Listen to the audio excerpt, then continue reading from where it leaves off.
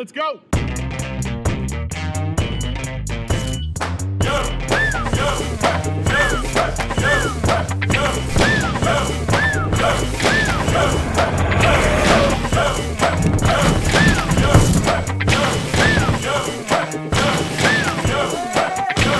All right, we're back here, ShipTalkers. I don't have my normal co-pilot here, Curtis Garrett. He's out sick. You get better, good buddy. He got hit pretty hard. That's right. Yeah. But I do have one of my longtime friends here, Mr. Michael Campese, currently with EFW. And happy to have you here. You're a former Arizona boy a little bit. You can claim that. I can. I loved it out here. Yeah. It's hot. Feels like summer out here. You know what's funny? Carrie emailed me. She goes, I'm excited to see you. I'm going to hit the airport tomorrow. It looks like it's hot out there. And I'm like, 80 degrees? Yeah. This is beautiful. Well, it's 97 today. I don't know. Yeah.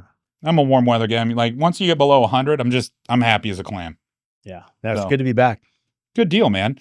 Well, it's good to have you on the show. I think one of the things that we'll unpack this episode, and who knows, we'll probably go down several different rabbit holes here as we do. You've been in LTL now for what, 20, how many years? I've been, let's see, 30. Holy smokes. Mm-hmm. Long time. I've seen a thing or two. That's right. Yeah. And now correct me if I'm wrong. Did you not, or didn't you work at Motor Cargo at one time too? I did. Yeah. That's right. That's the common thread between Mike and I. That's right. Yeah. We were not there at the same time. No. And the common thread we kind of had, because my dad was a regional director of operations for them, driver, a long time. I spent a lot of time there, learned how to hustle there. Yeah. Great carrier. Cool. Great carrier. Oh, they were great, man. Very, very family focused. Did a great job. Yeah, it's funny. I still, they used to give out Get 'em chips. Do you remember those? Did they do those? Going the extra mile. Yep. So in the building today, we still give out Get 'em chips, but they're in the form of like digital currency. Yeah. And our team members get to spend that on whatever they want. Yeah, they were poker chips. Yep. They had the Motor Cargo logo on them. Uh-huh. It was the currency for like peer-to-peer recognition. Yep. And what's funny is my pops was cleaning out some of his old stuff and he gave it to me. I still have one of the MAD posters in my office. Remember the Making a Difference? Oh yeah. Like initiative. We're mad about customer service. They were, from a marketing perspective, the stuff that they did in the early 90s. Remember their calendars with all the hidden cool things? Yeah. Yeah, they would have, like a big bear with everything like hidden in there, and the river, the little logos everywhere, like Easter eggs. They were ahead of their time. They were little hidden, Easter eggs is a good way to put it. And Mm-hmm. it was like all their products, and that'd be their expedited product, or it was all just, was fun. Kind of a Where's Waldo sort of thing. It is. And, it's unfortunate through the times. There's been some really good carriers through acquisition or through what have you that are no longer with us. But, we grew up and came from some quality carriers, and, it's helped us out to where we are today. For sure. Mm-hmm. Yeah. So let's talk a little bit about this, Mikey boy. You do EFW, which you guys do an awful lot of expedited. I know you have a ton of other specialized services. But with our engagement, right, and how you work with us in our platform, you guys push through expedited rates. Let's unpack expedited a little bit, because I know a lot of customers, right? It can be kind of a loaded term. What is expedited? You put it on a plane and fly it. I don't think a lot of people realize how much you can optimize expedited when you have some density, and you can actually move it over the road, still hit the customer's desired date, right? But not have to put it on a cookie sheet, not have to put it in an airplane and pay an exorbitant amount.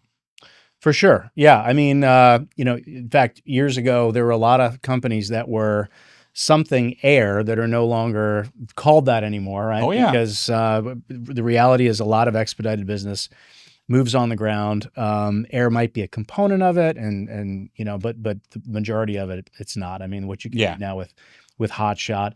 And to your point, if you have the volume, you can move things on an expedited basis very efficiently. Yeah. Yeah.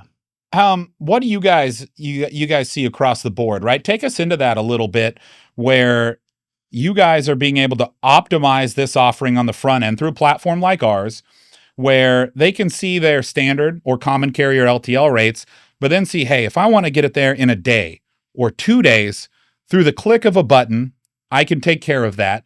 But when you guys receive that, how do you guys operate and handle that? How do you guys really service the customer and deliver on those needs. Because I'm sure a lot of people don't realize that, because if I'm going to book freight, I'm clicking some buttons going, cool, hope it gets there in a day because I'm paying for it. Yeah. So, the product it's really interesting. Get it there faster, right? So the idea is that you go into MyCarrier, you run your LTL rate, you put in all the things that an LTL rate cares about: origin, destination, zip, all that stuff, dimensions, weight. And we test the LTL transit time, particularly the Estes LTL transit time. Our API handles that, and we will only bring rates back that are less than that transit time, right? So on a 5-day lane, we'll believe we're only giving you a 1, 2, and 3-day option. So it's automatic. The API immediately, tests that LTL transit time, so we don't step on that. We don't want to compete with LTL rates. It's still LTL in that it's less than a truckload, but it's a standard LTL rate. And then, to answer your question, what happens? It depends, right? If we're trying to turn a 5-day lane into a next day shipment, we're immediately on the phone. Either way, we're immediately on the phone with that customer. We reach out right away. We ask more questions. We go a little deeper. We figure out, is this a next flight out scenario where we have to make special arrangements to get somebody in there like right now? Get this on to an airport and a next flight out scenario, arrange agents at destination, could be a hand carry situation. So, as urgent as that to maybe we're just saving a day, maybe it's the kind of thing where it's like, hey, if we can get it there 1 day faster, that changes the math on this project because we're going to have to send this whole crew home. Now we can keep them. And, for X amount extra, say $1,000 extra, we can save $10,000 on the project. So the way we execute that just sort of depends on the need, but it's very custom. We could put it in the air. More often than not, we're moving these things on the ground, but could very well go in the air. I think one of the things to know about it is that, if you're a regular LTL shipper and you're using MyCarrier and your business is primarily just shipping a pallet or two of stuff here and there, and you don't really have to expedite on a regular basis, you may not even know where to get that service. You probably don't have expedited carriers in your back pocket or a relationship or a deal set up. Well, I know from being a shipper, it creates a fire drill. Yeah, it's like, and before you know it, half your day is dedicated to that. You're picking up the phone, you're throwing emails everywhere. And what I love about this is kind of the simplicity and ease of use. And I think sometimes people might take that for granted, right? On how easy you guys have made it. And I don't think people understand this didn't happen overnight, right? You guys have a lot of time and effort invested in this to create this network, not only through agents and assets on the ground, or as you mentioned, sometimes we have to, air freight to really expedite things. But this took a lot of learning, right? And figuring out the market and how you price this. And I think that gives you guys a competitive advantage because there's not a lot of expedited carriers out there that can offer this over API to just anybody. Yeah, the pricing piece has been an evolution for years. Predates my arrival at EFW by quite some time. But yeah, I mean, our ability to actually take that in, have an algorithm behind the scenes that considers all the different variables and spits out a very reliable expedited price. Not only like one, but again, 1 day, 2 day, 3 day, and we're confident in that price. Yeah. The only thing that changes if when we make that phone call and we have that conversation, there's some dimension that somebody didn't mention, and they bring that up, and we might have to make an adjustment, but it almost never happens. Yeah. And to me, that's a pretty unique offering that you guys go out there. But I would think outside of just all the work you put in to build the network out, figure out how the pricing can be delivered in real time, right? Now you guys have to also figure out how we deliver asynchronous experience in the form of, I got to deliver tracking and updates to this because I'm ensuring that for the cost you selected in the transit, that I'm going to deliver on that from a service perspective. So now you guys have a lot more into this than just, hey, 10 or 15 years of trying to understand the market and build the pricing engine behind this. But now you guys have to support that with really good service and an experience, right, for that, which I think is a whole nother endeavor in itself, is really being able to track this cradle to grave, especially using a myriad of different solutions to execute upon what the customer's requirements and needs are. Yeah, we learn that on the front end when we ask those questions and we have that conversation with the customer. All the different agents and providers that we partner with out there over the years, some of them are highly integrated, and we've got API and even EDI connections and apps out there with a lot of our partners. To some of the stuff, with some of these little guys out there, it's manual, right? You just have to have somebody on it and have to very proactively track and enter it into the system. So yeah, that's a part that you can't be in business today without having that piece of it. Now, you've been in this industry a long time, and you've seen the progression of what I'll call customer experience. Where do you really see more and more customers maybe migrating to experience their carriers? Because back in the day, it was very reliant on the rep, and not that it's still not today. The rep walks in the door and gets that business, but you're doing business through platforms like ours, and I think you're seeing more and more customers, whether that's with a platform like ours of direct shippers or the 3PL marketplaces out there, where you're having to come forth with a solution like this to expose that offering into more customers, which really speaks to that. But are you seeing less and less customers maybe engage on your direct website or software and more migrate, and you have to work with those customers one system removed from your direct platform? Yeah. So on the freight forwarding side, all that upstream experience, invoicing, all the revenue side, getting the bill right, delivering that invoice, the tracking, the tracing, that's hard enough when you are the carrier and you own all of those systems and you're dependent only on your own employees and your own people that are upstream to do all that right. When you're managing that into a sea of different providers, it becomes critical that all those relationships, you've got to have SLAs, and you've got to have pretty solid compliance, and you've got to have partners that are long-term and that you evolve with, and all of that has an impact on the customer experience. As far as, so it doesn't matter if they're on their platform, they're on their own TMS, if they're on your platform, usually it's all the same stuff that's feeding it. I mean, so it all, everything's getting pushed out these days, typically through an API. So the data's got to be there. It's got to be timely. It's got to be right. It's got to be, consistent and easy to consume by whatever system they're on. And I think about the LTL side of things. I sat in the seat of VP of administration for Estes for 7 years. And so ultimately, all these things that happen with a shipment, you have to produce a clean collectible invoice that gets ideally paid on first presentation. It's like, here you go, here's your bill. And you want to go, oh, thank you very much. Let me write you a check and within terms. But the reality is it's a very imperfect system, very imperfect process in LTL. So all these things upstream are kind of, I think in terms of, it's like a river flowing down to ultimately, this wastewater treatment center in revenue accounting that has to produce that clean invoice. So I've always thought that customer experience really starts.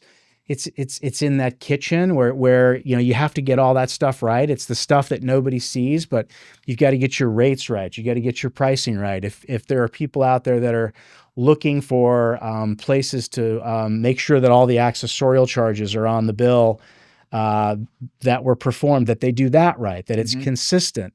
All of your document presentation, you can't present an invoice for a lot of customers unless you have a copy of the bill of lading and a copy of the DR. And if you don't have that, it'll delay your invoicing. So I think that, I saw a tremendous opportunity to enhance the customer experience and all that back office work that carriers do. And ultimately a really good representation of it is, do you get paid? Do you get paid quickly? Is your revenue within terms? Do they, or are you full of, is it a lot of disputes that you're having to do a lot of work to resolve? Yeah. Now let's talk about that a little bit. When you walked into my office there after lunch, I was kind of working through fostering digital engagement, right? And really thinking through that. And I think automation is something that all carriers are looking for. They have an appetite for it because the more they can automate, the less time to task, the less people and cost intensive that organization becomes. One of the ingredients as you mentioned, the kitchen reference that I think is missing is how do you properly incent the customer behavior in order for them to do business in a way that you can actually achieve that automation. And I think that's something that is, as a whole within this industry, is something that we're still trying to solve, right? And I know here at MyCarrier, and we were kind of talking about this, we ingest millions of dollars in invoices. We audit those against the awarded rate quote. And what I see pretty typically is about 30% of those do not match the awarded rate quote, right? Which means 30% of those have a propensity to delay payment, to push more communication to the carrier on why didn't this match? Am I going to dispute this? Am I dead to rights? And when I unpack that, really about 7.5% are actually getting W&I'd. Those ones to me are easy. Like, hey, Mr. Customer, buy a scale, maybe get a dimensioner, use a tape measure. They've been out for 100 years. Measure this stuff, get it as accurate as possible, right? Now, on the other end of that, I don't think the customers intend to do this, but they don't know a lot of the requirements for the consignees that they're shipping to, right? Yep. Limited access. Is it a residence? Does it need a lift gate? And I think that as tools become more prevalent on the front end, it'll help the carriers achieve this automation. But there's a definite gap there. And we were talking about this, of all the costs that get layered in for a carrier to handle these things. And I don't think a lot of people, unless you're like you or me, where you've spent a lot of time in the LTL industry and you've literally been in the bowels of that, understand really how hard it is to go out there and accomplish this. Like, what are you seeing? What do you think needs to really change in this industry for us to get to a better place when it comes to automation? Because I mean, I don't think there's a carrier website out there that actually requires dimensions. They have the fields. Carrier website? Yeah. That's a good question. Certainly most of the third parties do. Most of the third parties do. I think, there's always been the challenge that carriers are trying to get a better bill of lading, for example, from their customer. Whether it was, we're going from the handwritten bill of lading to a computer generated bill of lading, and now it's a paper bill of lading to an electronic bill of lading, or then there's how is the information produced. So I think it has to be a conversation that carriers are having with their customers. It's typically the salespeople who we're leaning on to have those conversations. Yep. And it's probably not a thing that a lot of them want to do. Yeah. They're not great at it, frankly, but just the muscles of having people who are constantly talking to customers, educating them, making sure they understand, whether there's something in it for them or not, other than, I mean, ultimately there's something in it for them because they, they're probably going to get a more accurate invoice. They're going to have a better customer experience, but just educating them and talking to them and coming back around and making sure, show them a bill of lading that's an example of what you really want from them. So having that discipline is important. I think, the move to electronic, that's a big leap for a lot of shippers. They don't, their systems, that's been a challenge for a long time, whether it was EDI or APIs. Like, you want to get that electronic information from your customer, or you want them to make some change, and they come back to you and you go, yeah, we would love to do that, but systemically, we're just not ready. We have this system. This is kind of what we got to do. It's going to be disruptive for us to make a change. Yeah. So I can maybe do something to make it a little bit better, but I can't really do what you're asking yet. But eventually, and that's like, EDI is a great example. I mean, there's so many shipper systems that are, EDI is still such a big part of it. We would have thought that EDI probably would have been a lot farther, gone than it is today, but it's still huge. So I think, just making sure that you have the discipline to have those conversations. There's a big trust issue too, I think, with shippers and carriers. I think about the parcel companies. If you ship something, like you ship a whiskey truck to across the country, you're going to package it up, you're going to drop it off at one of two parcel carriers probably, and you trust that if you get the weight wrong, or you get the DIMS wrong, or something about it, like you screw up, they have a system that's going to get it right, and you're going to pay that bill. Yep. Right? They just, because you trust that system, you can put it in there, even if you just didn't put anything and you just handed it to them, they're going to weigh it, they're going to dim it, and you're going to go, yeah, that's about right. Yeah. In LTL, we're not there yet. And that's eventually going to happen. I think, so as more and more technologies become more and more pervasive, it's like, I remember, I told you 30 years, so I'm dating myself, but I remember when forklift scales there were a few of them out there, and some carriers had them, and customers were like, what are you doing? You're reweighing me. Yep. And then before long, they were pervasive. Everybody had them. And so nobody complained about reweighs much anymore. Yep. The same is now happening with dimensioners, right? So there's some carriers that don't have them at all. There's some carriers that have them everywhere. Eventually, they'll be everywhere, and they'll be on shippers' docks, and everybody will be on the same page, and we'll have trust around the integrity of the data. That's right. So once we have that and we get to a place, that'll help, I think, drive some of that efficiency and quality. But it'll be hard until you have trust in the process. It'll be hard to get there, I think. No, I agree with you there. And I think, and I've been a shipper before. I managed warehouses, and I just had drop trailers.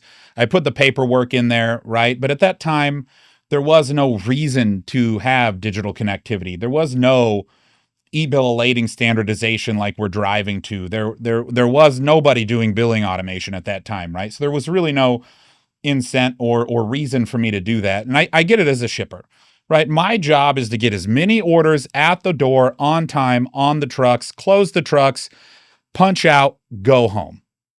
But I do think as a carrier community, we need to realize that behavior only changes when it's incentivized. So how do we collectively go out there as an industry, knowing we want this billing automation, or we want to consume information this way because it helps us with line haul optimization, with planning. We want customers to label freight clean, right? There's still tons of customers out there that can't even label their freight correctly, and they get upset when it doesn't deliver on time. If, one of 4 handling units gets lost, and it's like, well, are you doing everything you can do to help me out? I'm your delivery partner. I'm an extension of you up until I make delivery. Because if I screw this up, the customer doesn't call me.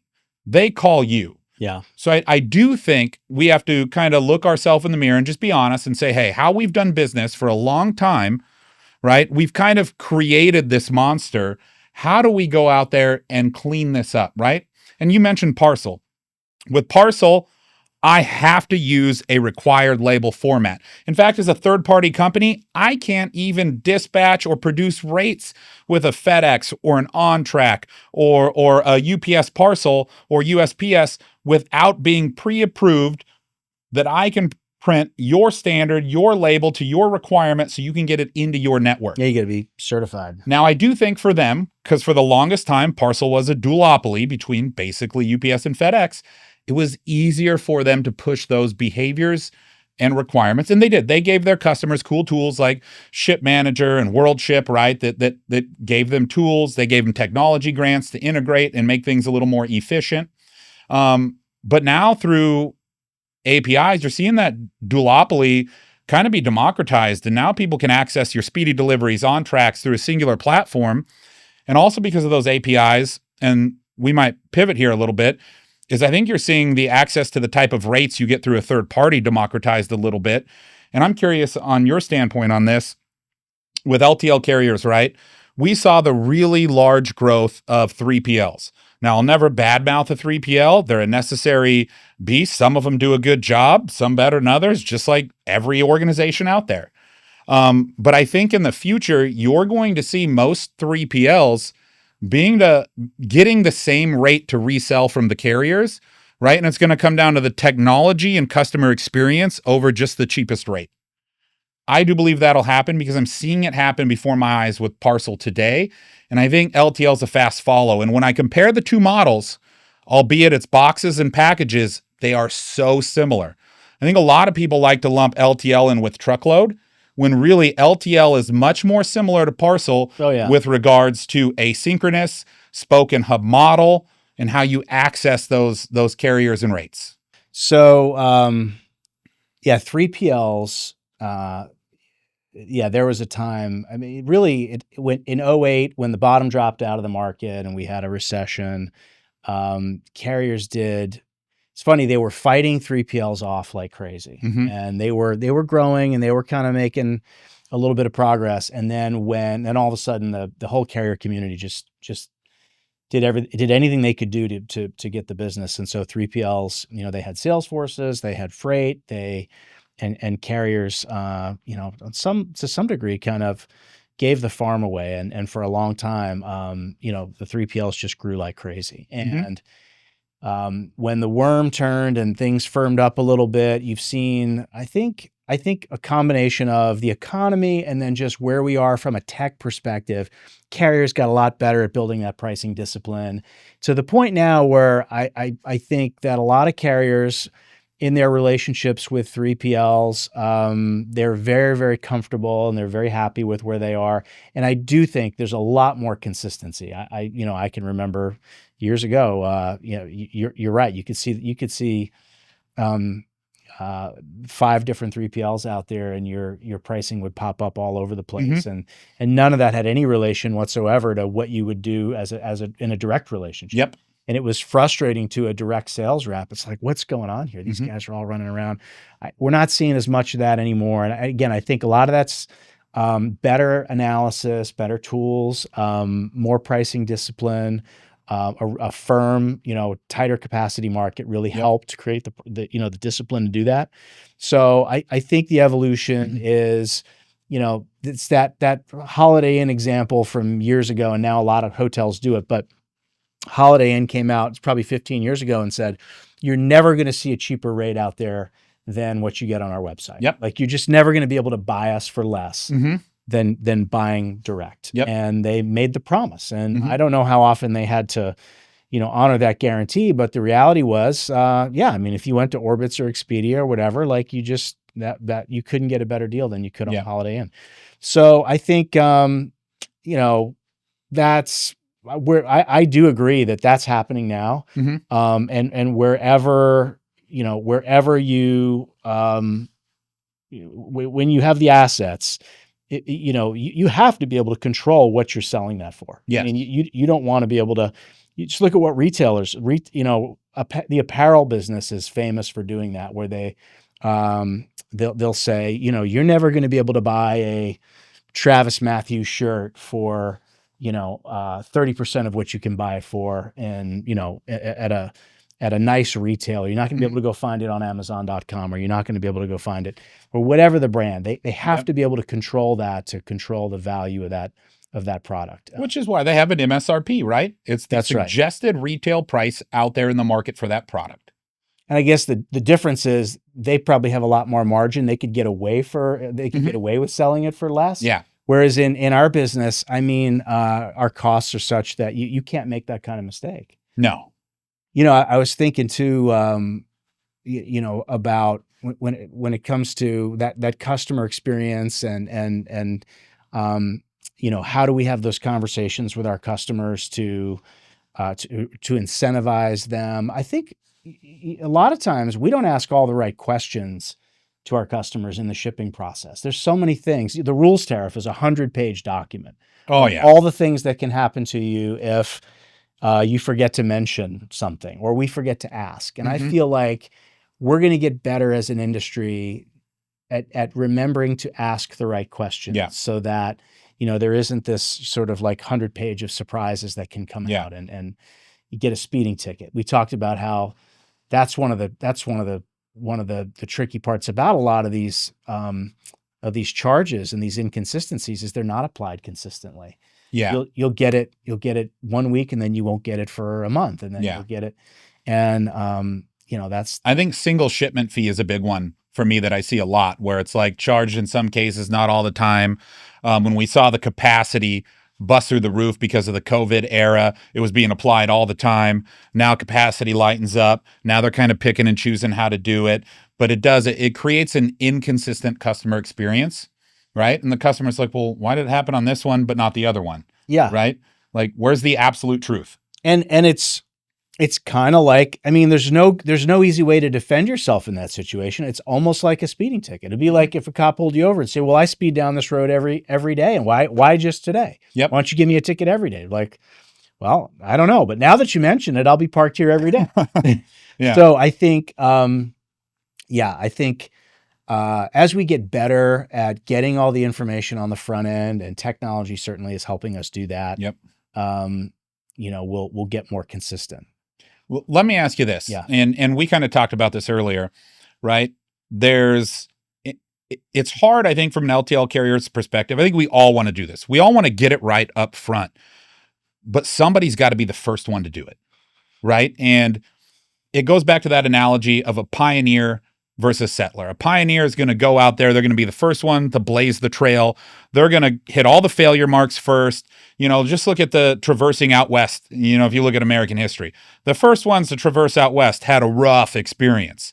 The ones that came next and after that were coming out to already settled land and immediately reaped the benefits of the ones that did it first.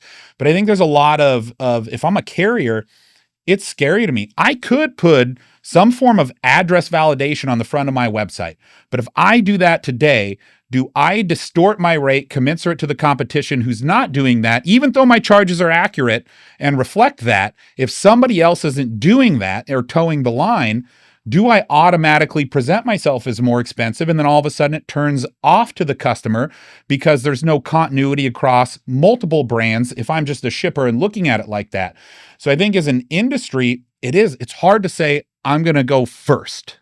Yeah, I think you almost have to be small enough or large enough to do it, right? Yeah. Like if you're small enough and you've got this, you've got some special sauce that everybody wants and you know it, maybe it's your geography or whatever you do, then I think you can maybe do things a little differently. I remember, out here in Arizona, I worked for a little company called Johnson's Freight Lines, my first LTL sales job, and ended up being bought by Westex. And they didn't use they used they didn't discount the same way everybody else did. When everybody else was doing like 50% and 55% discounts, again, I'm dating myself.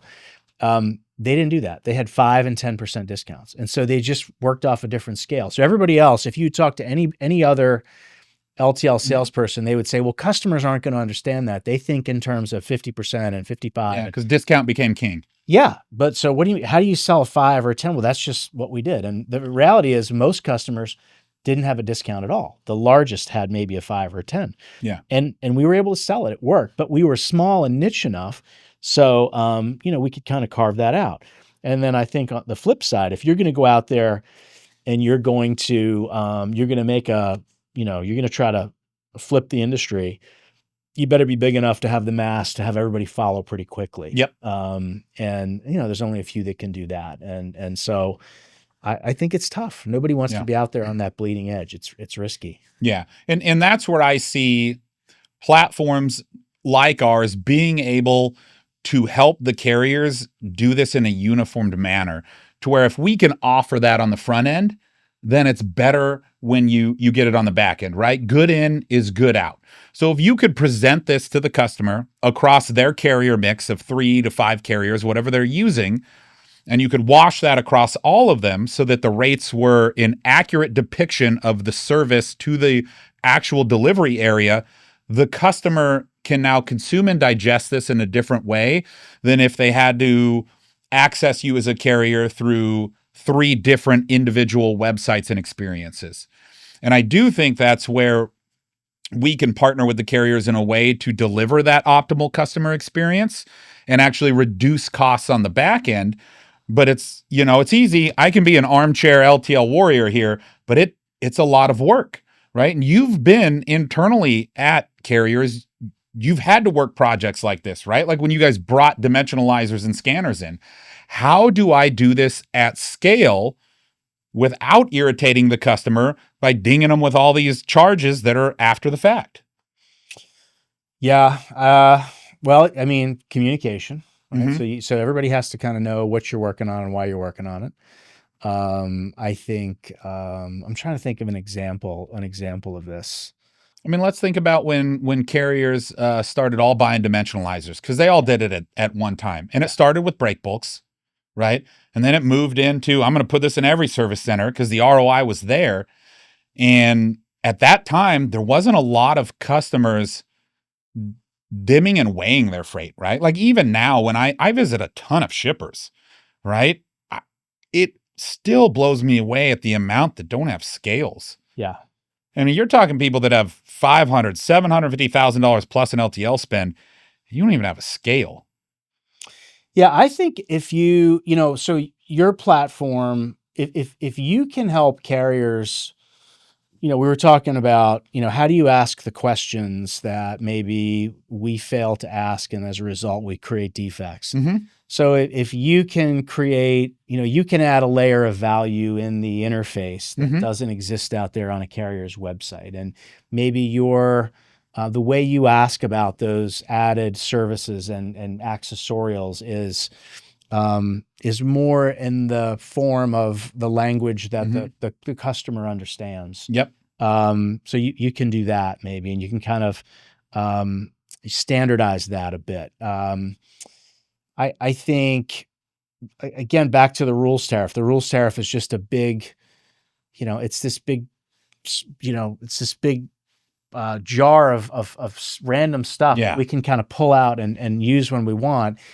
If you can pull that forward, I still have this, this dream of like dismantling that rules tariff, get it down to something that's like more like T's and C's, and then there's the actual like agreement of your contracted pricing, right? Yeah. Like here's your terms and conditions, right? No different than like an Apple agreement. Pop it up.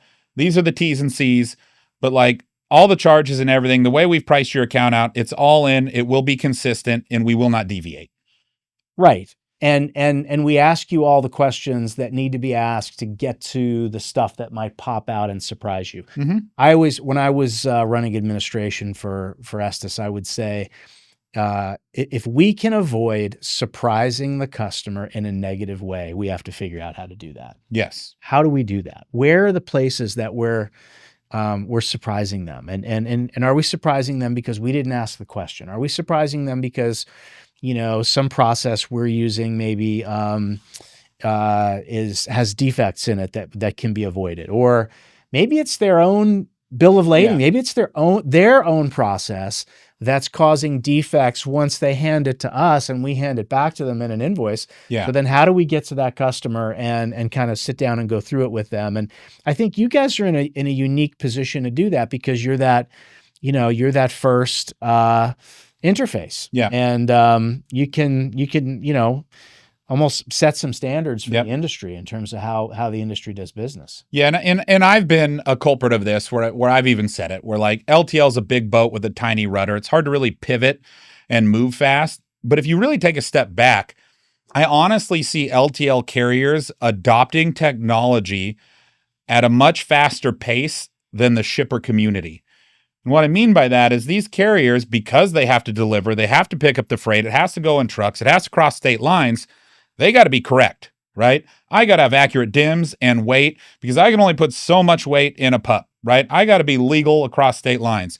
So like they're advancing technology internally faster than what I believe the shippers are externally. So the shippers are actually deficient in the tools they need to benefit the carriers so that you can be a shipper of choice and do business in a way, right, that benefits both parties. And I do think there's a gap in the industry solely around that. And you're starting to see dimensionalizers come downstream, right? Like all technology, the longer it's out, the cheaper it gets, the more scalable and affordable it comes. More and more shippers I go to have your Cuba scans or freight snaps in there. And that's great, right? But in no way is it representative of the masses. Those are more outlier shippers. And quite frankly, it's people doing usually excess of $500 a month because they've been bit by the back end process of these charges, and it was easier for them to justify this. Well, it's economics that moves people, right? Like why does anybody change? Why do they eventually drive the electric car? Because it actually is more cost effective for them to do. Why do they recycle? Why do they it ultimately comes down to if it's worth it. And so I think, I think carriers are going to get better at, you asked earlier, I think about like how do you incentivize them? I think it's gotta come down to real dollars and cents where you walk in there and you show them, you really have to show them like, okay, there's two paths here. If you go down this path and you have a dimensioner, I think it's dimensioner. I don't know. I screw it up all the time. That's all right. On your dock, and you give us, what's kind of the equivalent of it's like a certified scale, right? If I know you've got a certified scale as a customer, I might make a deal with you that I'm not going to reweigh your freight or same thing. So if I know this thing's coming through a certified dimensioner, and we don't have to do all the work that we're doing, we can come up with some agreement on what that looks like. And I can show you in real dollars what that saves you. Harder to translate it sometimes when it's like, I'm trying to prove to you that there are going to be fewer defects and your bills, going through our system more efficiently and with fewer defects is going to, lower our administrative cost and ultimately allow us to give you a better price. That's harder, I think, sometimes to kind of do that math and make it make sense to the customer. But, we've seen some examples of carriers in the past where it's like, hey, if you'll give us that electronic bill of lading, we'll reduce we'll increase your discount by X%. Or some sort of, on bill quantifiable. Sometimes it's a fixed price per invoice, whatever. I used to see it when with EDI data sets. It was always hard to get, years ago when we tried to get that EDI 211, which is really the LTL bill of lading. They didn't want the 211, but they want the 210 invoice. Why do they want the 210 invoice? Because that saves them money on their side. They don't have to key all that stuff into their system. The 211 is designed to save the LTL carrier money, and it's like nobody wanted to talk about that. So there's got to be a way for us to show them that the economics of it makes sense for them. Yeah, and to me, and selfishly, it could just be the position I'm in, right? It's offering them a tool with a better overall customer experience that lets them do that, whether it's your own website or it's a tool like ours in the marketplace, right? And you not only got to look at us like that, I think you need to look at every provider that digitally connects to you and hold them to the same standard of kind of automation and integration that I need this from you. Because this does lower my costs. This does allow me to deliver more effectively. And I don't care if you're a 3PL or software as a service, this is the uniform standard of how you do business in this industry.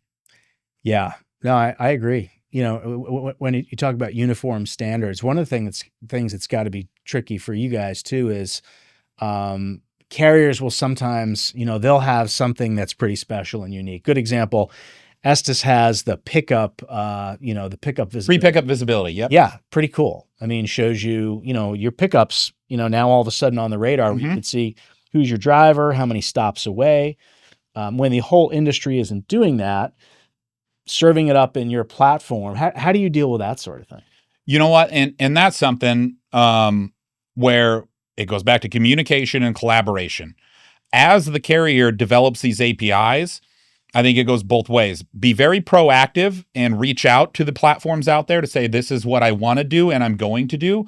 Do you have a way to ingest this? Do you have a way to show this off? Or does it take development for you to get this done, right? Because I want to offer this best-in-class service, and I want to make sure that as I'm a carrier, regardless of it's like a Christmas tree. Right? I'm a bulb in that Christmas tree or that platform. I want to be the brightest, shiniest object. Right. So I think there's an effort of outbound communication from the carrier to somewhat kind of share your product roadmap or vision. Then there's another aspect of that where I think we have to be better at sharing our product roadmap with the carrier and saying, let's collaborate together. I think this is great what you want to do. Let's get this in there.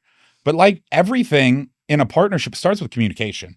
And I think in some cases, you have a bunch of carriers doing really cool stuff, but if nobody knows about it, how do you bring it to the forefront? Yeah. Well, and is it a thing that really delivers value, right? Like I've seen things developed out there where everybody thought it was going to be the next greatest thing. And it's like, nah, the shipping community didn't love it, for example. example. I think for people who have drop trailers, they might not care as much, right? Sure. And every now and then, and I've been a shipper, I've had drop trailers. Every now and then, some driver misses that turn, doesn't pull and plug. You come in the next morning, you kick the door open, and you're like, crap, my freight's still here. But transversely, did you digitally tender that freight to that carrier so they knew that it was in their system? And when they were sweeping their dock at night or doing whatever, they were like, oh, crap, I didn't pick this up. Right? Yeah. So it kind of goes both ways there. But yeah, I think that as more companies and more customers migrate to that, and I was just looking at data today on that, like especially customers that are shipping 50 or more shipments a month, you're seeing more and more of them use some type of TMS or platform, period, to engage with carriers. In some way, right? Yes. Somehow or another, their process is coming through a TMS, whether they're engaging, their own hands on the keys. Yep. Now you're seeing, and you guys are doing it, integration ERP systems. Yes. I mean, I think there's just going to be more and more of that, where fewer people actually have their hands on the TMS itself. Yeah, absolutely. I know one thing that we're bullish on and going down the path of, and I know you've had direct experience with this, is as an LTL carrier, I can execute on your freight at a high level, pick it up, deliver it damage-free on time. But now I also have challenges on collecting money on time and applying that cash, because I now have several different ways the customers are throwing this over the fence at me. I have people mailing me checks, some with a remittance, some without, right? I have some people paying me on whatever the EDI is. It's like an 810, I think, is the like remittance on the EDI side of the fence. Yeah, 820. Right? But there's no uniform process here. And the portals, all the portals. Oh, I think some of these come to our portal for my tech platforms out there, let me just tell you from spending a lot of time with LTL carriers, don't portal them to death. They have picked the freight up and delivered it, and asking them to go in there and say, hey, you've got to enter this PO number in order for you to get paid. It's like, I didn't even make that purchase order number. I made the tracking number. Yeah. And I already delivered this. I just want to be paid, right? I have net 30 terms. I'm collecting on 45, right? What are my days sales outstanding? How long does it take me to actually make that money? And how long am I floating this cash, right? If people want to understand why every year costs go up, man, go take a field trip at an LTL carrier and really sit down with them and see how many hands this touches, how many departments this has to go through, because it's not coming in a way that's conducive for them to really automate and get this done. And the market is so fragmented that you have so many pathways to deliver this that the carriers have had to be very clever with, they use companies like BillTrust and Radius and all these things to ingest this and have somebody else apply the cash and make everything match. Otherwise, they'd have 200 people in their billing department. Oh, yeah. And you think costs are expensive now. Like, oh yeah, I mean, without some of those tools, you're talking about applying the cash. I mean, we used to have, when I inherited the Cash App team at Estes, there was a whole group of people, and that's all they did was they got these remittance sheets in, and they keyed them. Yep. And you mentioned BillTrust. At the time, we automated a bunch of things. It was outbound invoicing. It was Cash App. It was a lot of the credit card processing, and the tools will do some of the lifting for you. So that's been really helpful. There has been a lot of technology, I think, that has come in to help the LTL market over the last 10 to 15 years. There's probably more tech that you see being thrown at the truckload market just because it's such a mess and so highly fragmented. But there have been some really good innovations in LTL. But at the end of the day, there's still that desire to automate everything, have everything just come in and kind of match and pay. And a lot of the auditing companies with the portals, a lot of the people that really understood the process have been removed from the equation. So all this software is sort of designed to map to the happy path. Yeah, if this matches this and this matches this and this is good, and it's boom, it gets paid, and everybody kind of talks about what that looks like. But what about all these little exception buckets that things get kicked into? And that's where you have to have two people in a lot of cases that can put eyeballs on it and work through this exception bucket. And for high volume carriers that are doing 30, 40, 50,000 shipments a day, those are pretty large exception buckets. So you need those smart people still in the process to make that happen. I think, but a lot of good automation, a lot of good technology that's helping solve some of those problems, but it's still a bit of a mess. One of my biggest, I guess, anxieties was, when you own that that accounts receivable number and you look at your over 60 or your over 90 bucket, how much of that money is clean, collectible? I just need to call this person and have a financial conversation. It's like, hey, you're having cash flow issues. You're, whatever the issue is, slow season, you're a seasonal business. We can work with you. Versus the other half, which is, I used to call it dirty AR. There's something in there that we've got to figure out, get it clean and collectible, and then we can have the financial conversation. And I still feel like, I think we have a long way to go, not just LTL, but just in general, transportation logistics. There are a lot of defects there. No, and I saw this a lot. I think where I saw this the most, ironically enough, was when I was on the 3PL side of the fence. And I'd have some large customers, right, that probably $300,000 a month in freight that, they owed us. And they just sent a check. Here's $300,000. And I'm like, well, what do I apply this to? Yeah. Well, great. The minute you do this one time, our books are forever out of whack. Right. Forever. And now we've just created this cat and mouse game of going back and forth. Oh, I paid you on this. Right. Well, no, you didn't. Right. Yeah. And it's just a nightmare. I could not imagine this at 55,000 shipments a day, right? At aggregate, at scale, right? So I think one, like, round of applause carriers for handling this and doing this. But yeah, there's a lot of moving pieces. And the creation of the bill, that's this electronic bill lading. That's ultimately for everybody to, that's what we would all like. Right out of your system, accurate, weight's accurate, products are accurate. We can get down to the SKU level. We can be, and ingest that. Everything kind of goes to where it needs to go in the system, and it rates it, bills it, produces an invoice. But today you've got a lot of outsourced companies. That's what they do, is they're in the business of taking those bills of lading and turning them into data. So we take data, we turn it into paper, then we take paper, we turn it into electronic. It's going to be interesting to see those companies evolve, and you're seeing a little bit of, they're getting into different areas of the business. They're evolving, they're applying, AI to the processes they use to take those. It's going to be interesting to see kind of what their future looks like as that whole game changes. Now, this is where I'm really excited and bullish. And AI, while it's a fantastic buzzword, man, when you really look at it, there is some beautiful practical applications of where you can be very prescriptive in how you educate the shipper and help them work through this process by developing a large language model that can read rules, tariffs, that can read the invoice and help them work through this. Because not all invoices sent by carriers are the same either. Right. How charges come over are not the same. The one that confuses customers a lot is deficit weight. Oh, yeah. And it's the same for every carrier. It's a standard, right? Yes. Yet everybody, every day there's probably thousands of conversations happening to explain it to someone who doesn't get it. So could you have, AI that reads that and does that?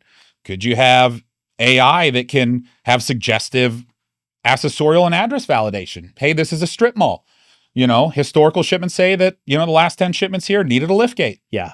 We should never be surprised the 500th time we've made a delivery to the same place. Yes. That they need a lift gate. Yes. Or that it's a residence or whatever. Right. And what's funny is when you talk to shippers, some of them, they feel somewhat helpless. They're like, yeah, this is just part of the process. It always happens. I don't know how to fix this. Mm-hmm. Well, to me, you fix this with a better workflow, better technology, and a prescriptive workflow where you can leverage AI and you can get it in there where you're not forcing them to make that decision.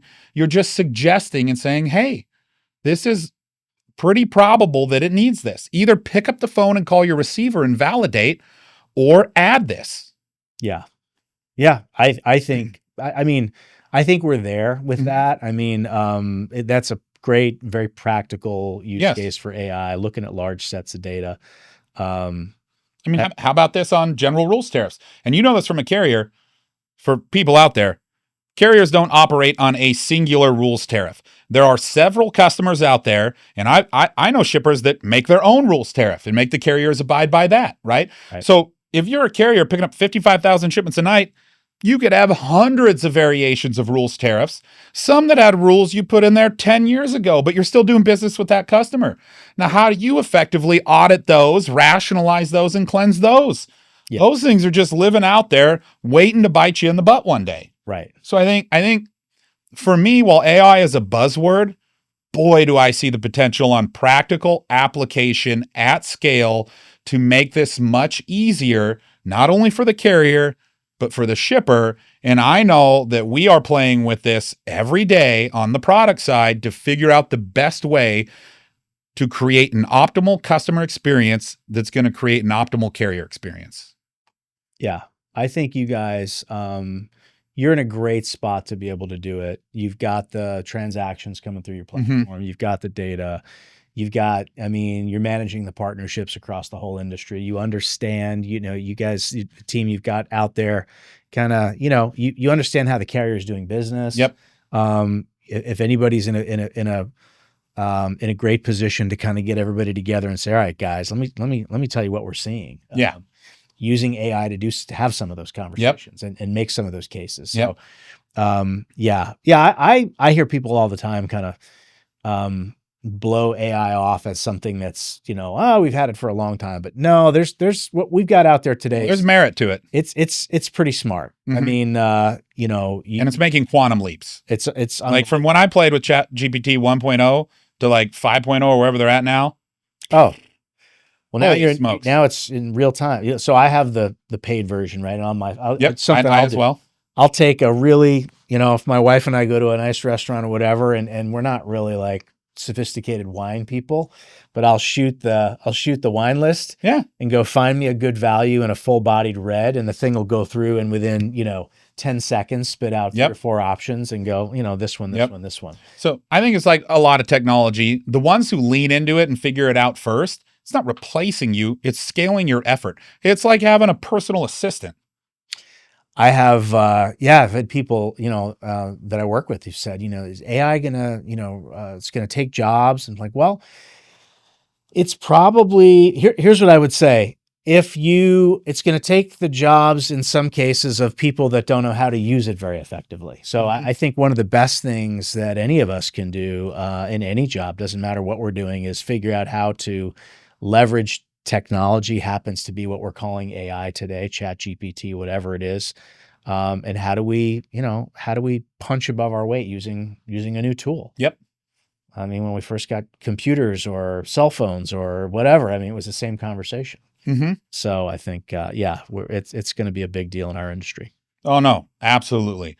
Well, Mike, I think we've chopped it up for almost an hour here. Have we? I absolutely appreciate you coming on here. It's been a long day, and I don't know about you. I might be ready for a cold beer right now. I might too. That's right. There's a good chance that'll happen. Well, do you want to leave us with, you know, I don't want to put you on the spot, any words of wisdom out there? Words of wisdom. No, I love where the industry is. I think that, you know, I guess here's the thing that I'm seeing happen out there, and it's kind of cool. You know, what banking and financial services did 20 years ago, where you had brokers and you had mutual fund companies and you had insurance companies and you had banks, and you went to all these different places to do those specific things. And they all kind of pushed into the middle and became financial services companies. And so now you log in, you know, what used to be Merrill Lynch and Bank of America, now it's all one thing, and there's insurance in there now. Now you log in, you can kind of manage it all in one place. And you think of this financial services company that you have a relationship with very holistically. I think we're going through the same thing in transportation and logistics, and that same thing is happening. So you used to have a freight forwarder, and I used to have a 3PL, and I have a carrier over here, and I see more convergence, right? Mm-hmm. LTL companies becoming truckload brokers, and freight forwarders becoming asset providers, and asset providers becoming non-asset providers, and all this. Everybody's kind of pushing into the middle. What's interesting to see, technology is enabling it. Mm-hmm. Ultimately, what's good about it, I think, is that it provides a better experience for the customer. Technology has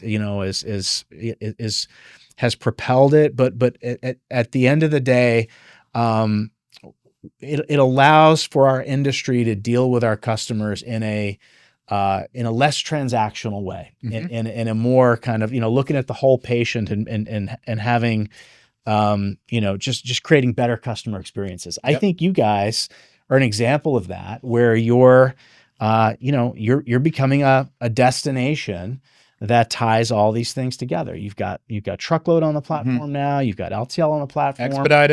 Expedited, of course, on the platform. So I think it's a good time to be in transportation and logistics. It's fun to sit and yuck it up about it and see where it goes from here. So, well, excellent words of wisdom, Mike Campese. Thank you for coming on. Pleasure.